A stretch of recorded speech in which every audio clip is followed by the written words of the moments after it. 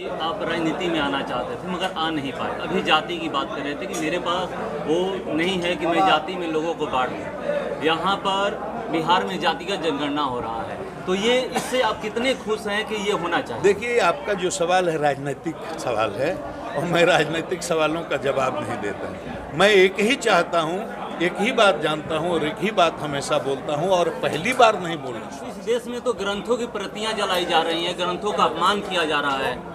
इस देश में नहीं, चेतना में अपकर्ष होने से, ये भी आपका राजनीतिक सवाल है लेकिन मेरा उत्तर आध्यात्मिक होगा। चेतना में अपकर्ष होने से, चेतना में गिरावट होने से चीज़ें समझ में नहीं आती हैं। अगर पहले दर्जे के बालक के सामने एमए की फिजिक्स की किताब खोल कर रख दीजिएगा, उसका ABCD वो नहीं समझेगा। हो सकता है फाड़ करके उस पर वो चीनिया बादाम भी खाने लगे, उसमें उस बालक का कोई दोष नहीं है। तो किसी की देखो, ऐसा है ना कि लक्ष्मी प्रपन्न श्री जी स्वामी जी महाराज का आदेश था। मैं तो कहीं और था, बाहर, प्रदेश के बाहर था।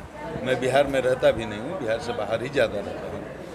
तो हमें बड़ा स्नेह करते हैं, उनका बहुत प्यार हमको प्राप्त है। तो उनका आदेश अचानक ही हमको आया परसों कि आपको यहाँ कॉलेज के उद्घाटन में रहना है। मुझे आकर के बड़ी प्रसन्नता हुई कि ऐसे पिछड़े इलाके में महाराज जी ने इतना दिव्य काम किया है। इस सेवा का काम, हमारी पीढ़ियों को सुधारने का और उनके भविष्य बनाने का इतना दिव्य काम एक संत के द्वारा किया गया है, यह देखकर मुझे प्रसन्नता हो रही है। तो मैं तो केवल उनके चरणों का दर्शन करने के लिए आया। इससे दियाराचल इलाके के लिए कितना फायदेमंद है साबित हो? देखो, सबसे बड़ी आप समझ सकते हैं, अभी आज भी लोग अपनी बेटियों को बाहर पढ़ने के लिए भेजना नहीं चाहते और कुछ लोग चाहते हैं लेकिन भेज नहीं सकते क्योंकि बहुत खर्च होता है। तो अब हमारी बेटियां आसपास के 2-4-5 किलोमीटर की अपने घर में आकर के, घर से यहाँ आकर के पढ़कर अपने घर जा सकती हैं। बिना खर्चे कॉलेज की पढ़ाई की कोई फीस लगती नहीं है, बहुत कम है।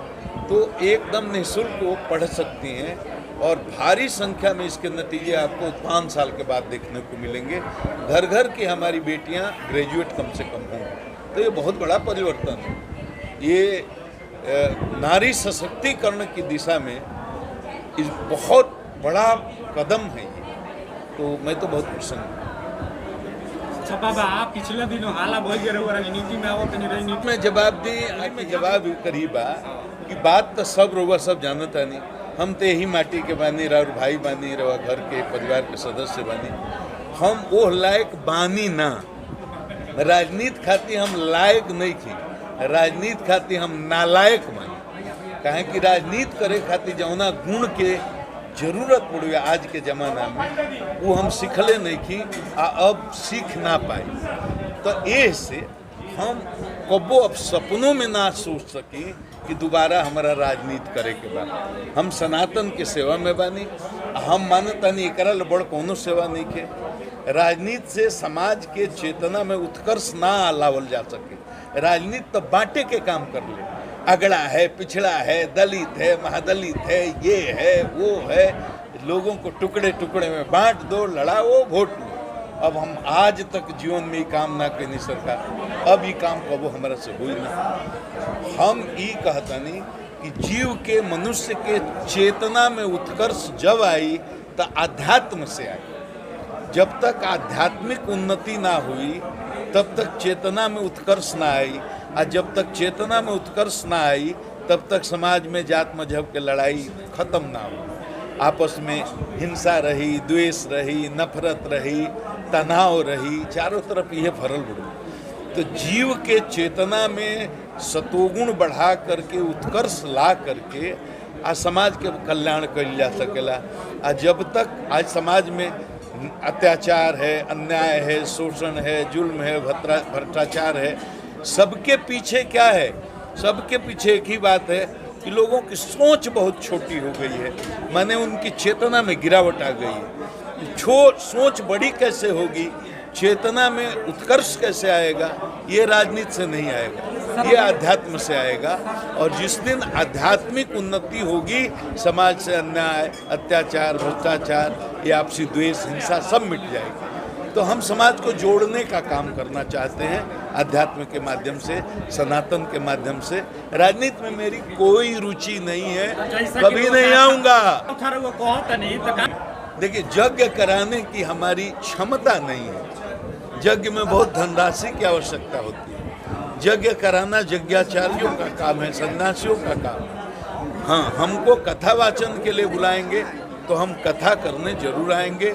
भगवान का नाम, उनका गुण, उनकी लीला, उनकी महिमा को गाते हैं और उसके माध्यम से लोगों को चाहते हैं कि उनकी चेतना में उत्कर्ष कई को हो गई, अपना क्षेत्र में बक्सर में भी हो गई, गांव में भी हो गई और राजपुर प्रखंड में 5 गो कथा भइल।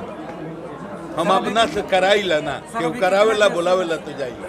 कितने देशों में जो सनातन धर्म है इसका प्रचार कर चुके हैं? देखिए, हम तो अभी जुमा शुरू किए हैं। अभी मेरी कथा इंग्लैंड में हुई थी, उसके बाद में स्कॉटलैंड में हुई थी। अभी मेरा कार्यक्रम 13 कंट्री में लगा है।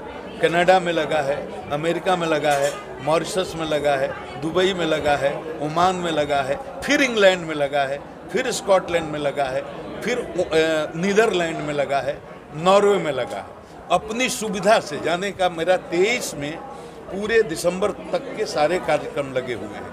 अगस्त में मैं चला जाऊंगा इंग्लैंड से चला जाऊंगा, फिर नीदरलैंड, वहाँ से फिर चला जाऊंगा ऑस्ट्रेलिया, वहाँ से लौट के आऊँगा।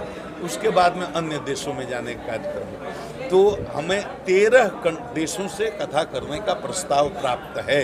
अपने सुविधा से जितना समय मिलेगा उसमें जाता जो आप प्रवचन करते हैं उस देश के कितने लोग आपके प्रवचन से प्रभावित होते हैं? ये तो मैं नहीं जानता, इसका मैं कोई सर्वे नहीं करता, क्योंकि हर आदमी की चेतना का स्तर अलग अलग है।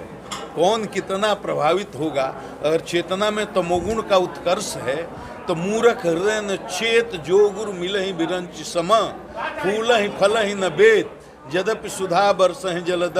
अगर बादल पानी के बदले अमृत की वर्षा करे तब भी बेंत के वृक्ष में न फूल लगता है न फल लगता है। उसी तरह से चेतना में अगर तमोगुण का उत्कर्ष है तो कथा सुनने का, प्रवचन सुनने का कोई लाभ नहीं है। और अगर चेतना में बहुत गिरावट नहीं है तो प्रभाव तो पड़ता है, बहुत लोगों का जीवन बदलता है। एक सवाल है कि आप राजनीति में आना चाहते थे मगर आ नहीं पाए। अभी जाति की बात कर रहे थे कि मेरे पास वो नहीं है कि मैं जाति में लोगों को बांट दूँ। यहाँ पर बिहार में जाति का जनगणना हो रहा है, तो ये इससे आप कितने खुश हैं कि ये होना चाहिए? देखिए, आपका जो सवाल है राजनीतिक सवाल है और मैं राजनीतिक सवालों का जवाब नहीं देता। मैं एक ही चाहता हूँ, एक ही बात जानता हूँ और एक ही बात हमेशा बोलता हूँ और पहली बार नहीं बोल रहा हूँ। 35 साल सेवा अवधि में भी एक ही बात बोलता आया हूँ और वो वही अंत, जब तक के सांस रहेंगे मेरे अंदर एक ही बात बोलूँगा कि समाज का, राष्ट्र का भला तभी हो सकता है जब सब लोगों के अंदर ये चेतना आ जाए कि हम एक ही ईश्वर के अंश हैं। कोई बड़ा नहीं है, कोई छोटा नहीं है। सब लोग अगर अपने को भगवान का पुत्र मानेंगे, ईश्वर का अंश मानेंगे, तो सबके चेतना में सामूहिक उत्कर्ष होगा। आपस में प्रेम रहेगा, सद्भाव रहेगा, भाईचारा रहेगी, एकता रहेगी, तो समाज बढ़ता है आगे, तब देश बढ़ता आगे, तब देश, राष्ट्र हमारा विश्व गुरु बनेगा। ये समाज को एक साथ बांध कर चलने का काम केवल अध्यात्म के माध्यम से हो सकता है। ये राजनीति नहीं कर सकती, ये मेरा पूरा विश्वास। इस देश में तो ग्रंथों की प्रतियां जलाई जा रही हैं, ग्रंथों का अपमान किया जा रहा है। इस देश में नहीं, चेतना में अपकर्ष होने से, ये भी आपका राजनीतिक सवाल है लेकिन मेरा उत्तर आध्यात्मिक होगा।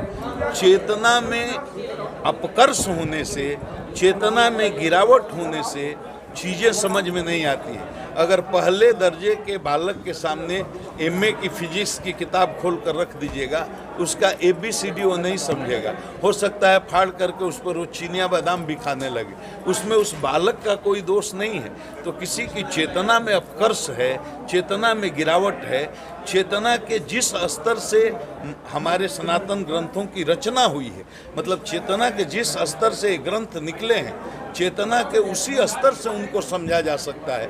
अगर चेतना का वो स्तर नहीं होगा तो वो समझ में आएगा नहीं। तो उसमें बोलने वाले का भी कोई अपराध नहीं है, वो क्षम्य है, उस पर विवाद नहीं करना चाहिए, अब मुस्कुरा करके रह जाना चाहिए। मेरा यही मत है।